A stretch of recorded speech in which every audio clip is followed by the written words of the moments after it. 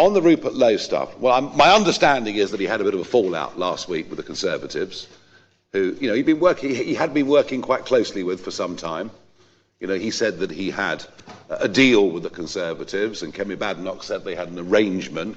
I don't know what that was. My understanding is there was a bit of a fallout.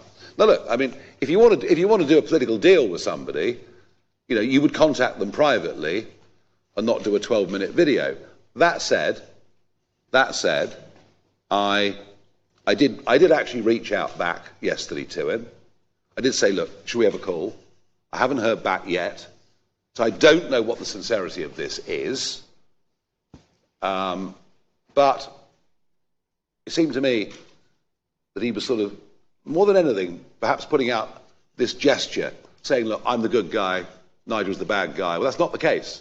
If you look at my history, you know, in politics over the last few years, I am prepared to do things and make sacrifices if I believe it's in the national interest. I certainly did that in 2019, and I would do whatever I could for us to have a sane centre-right alliance that beat Labour at the next general election.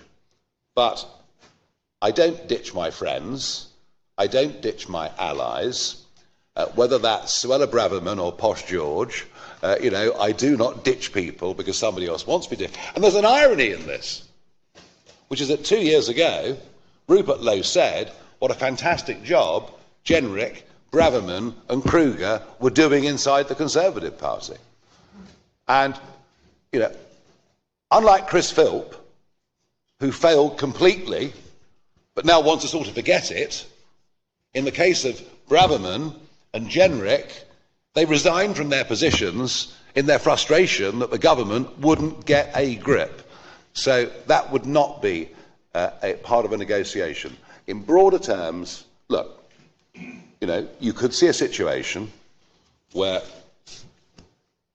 Restore, without the hope of winning anything outside Great Yarmouth, I mean literally without a hope of winning a single seat in the country, could do us great harm. And I think online you will see a lot of Restore potential voters now beginning to worry about the impact that might have.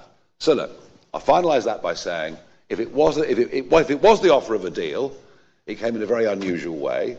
I have responded to it potentially, you know, with an open mind, as I would, but I'm certainly not going to be ditching people that I view to be allies and a great asset.